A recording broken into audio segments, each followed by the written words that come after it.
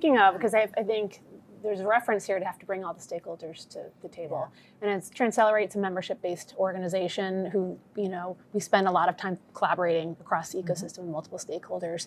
As we're wrapping up on time, I'd love if you could share just some thoughts about the role you think TransCelerate should be playing as we seek to build a more inclusive approach to both clinical research and just care more broadly. Yeah, I think we already shared that we have, and also just through conversations, share pretty broadly that we have set an aspiration that where we see that convergence of clinical research and clinical care coming together. But we fully recognize that, TransCelerate is a part of that. And I think we started having that conversation. We need different stakeholders at the table, different leaders at the table to activate. I think TransCelerate, because we're 10 years in, and because we have the relationships and the credibility and the neutrality, we have an obligation, I look at it, is to activate some of these conversations.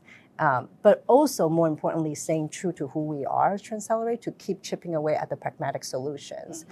Because even that alone is hard, and, but we are, but needed, right? Exactly, right. But needed. And that power of challenging the courage actually gets really amplified when you bring 20 companies together, and then we have the conversation with stakeholders in a meaningful way. But I do think that in the coming years, where I see the real opportunity is organizations like TransCelerate, also leaders from organizations represented here, to maybe activate that whole broader level stakeholder conversation. Certainly within US, we have a lot of work to do, but also at a global level. So we're approaching 5 minutes left. So we're on to the last question for all of you. And Joni, I'm going to start with you, and then we'll go down the table. And it is, what advice would you give to the next generation of leaders about the role they can play in inspiring inclusion, and really reflecting on some of the conversations we've had today, and I think kind of the work that we've laid out that sort of needs to get done to have a meaningful impact? Yeah, it's a great question. I think one is it's a journey for all of us. I think every day we have choices, and how we make those choices matters. And a lot of times I look around who's in my sort of ecosystem, and find people I like to kind of watch, and what are they doing? How do they handle this sort of question or challenge? I'm so glad Janet was in the FDA at 2020 and 2021, for example. Watching that leadership was, I think, transformative for a lot of, not just women and girls, but for a lot of people. So I think, find your mentors, your guiding posts. I'm not sure what to call them, but they may not be actual mentors, but they be people you admire and want to watch and emulate. I think that's one. And then I think the other thing is, as leaders now, we're all in a position to sort of open doors for others where we may not have had those open doors before. And I think it's an obligation for us to be able to be looking out for opportunities for those who are behind us, and helping them go through those doors by opening them for them. And so I think watching for those opportunities is another kind of thing that we can do as leaders. But when you're out there and you're not quite at that leadership stage yet, think about who you want to emulate, and then start to integrate that into your daily lives. Janice? Yeah, building upon that, I would say a couple of things. Watching who you want to emulate, but remember, we all have our own superpowers. Right? And your superpower is different from my superpower, is different from Janet's, right? And so on. And that's a good thing, right? But remember that we have to embrace our own superpower, starting with that. And I think we know what needs to happen. For me, a lot of times it's about remembering as leaders the how we approach these conversations. And I go back to my 3 C's. Personally, I have 3 C's that I try and remember and find the right balance. It's around having the courage, right, to really challenge ourselves and challenge each other in whatever conversation, right, the status quo. Be genuinely curious. The curiosity aspect is really important, because that's where the openness, I think the humility aspect of making sure, be curious about learning about the other person's perspective and listen to them, really genuinely curious about it. And then last but not least is just compassion. I think that really brings a lot of empathy, right? When you can really try and put yourself, whatever topic or dialogue you might be having. I think for me personally, how I show up as a leader and following those 3 C's have guided me to really kind of foster a more inclusive environment for those around me. Janet? Well, I'll return to what I said at the beginning. I think openness is really important, and curiosity is part of that, to be truly open and curious about where, and that includes people who at the moment are in opposition to some of these ideas.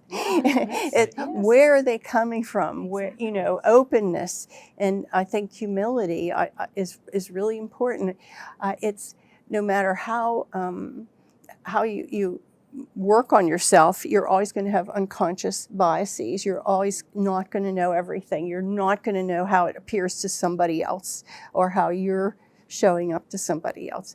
And so I think that humility enables you to have even curiosity about yourself, what's happening, and really to bring that openness. So that would be my advice.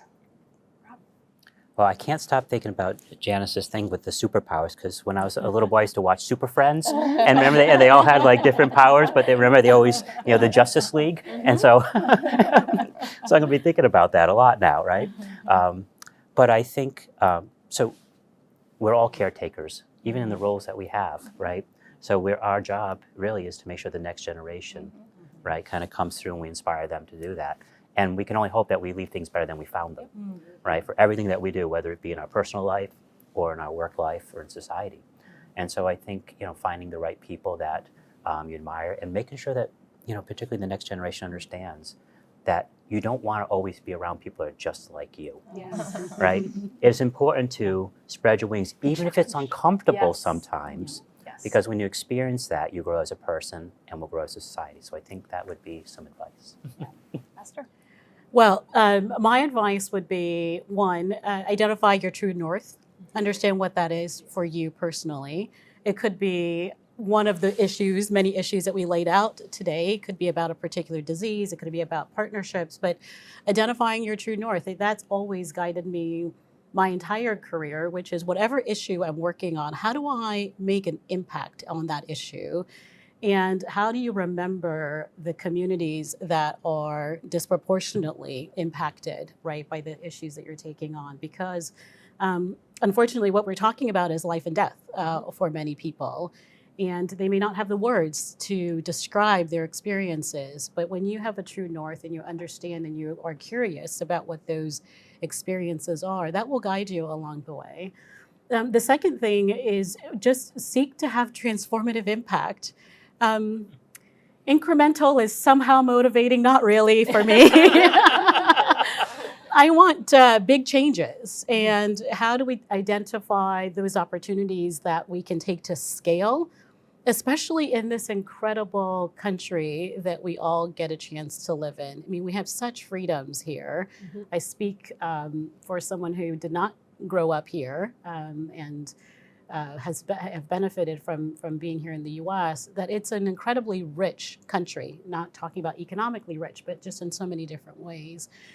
So how do we just use this opportunity to identify solutions, scale those solutions, and have an impact? And the third is, maybe to the points that were raised, bring the right voices around the table. We should have tables like this. I want this table. I would like to pick this table up and take it with me.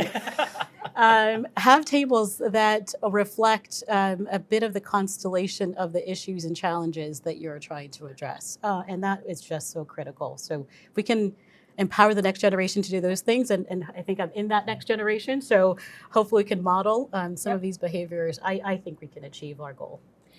So you are magical because we're right at time. So thank you for that. And just a heartfelt thank you to this incredible panel.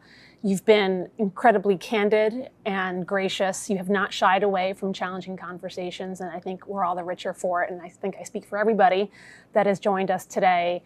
And Janet, a special thank you to you upon your retirement. You've built a wonderful legacy. I think we can all admit that we have learned from you. I've learned from you today and from your entire career. So enjoy your retirement. Thank you so much for all you've done. And that is all we have for today. Thank you to everyone who joined us today.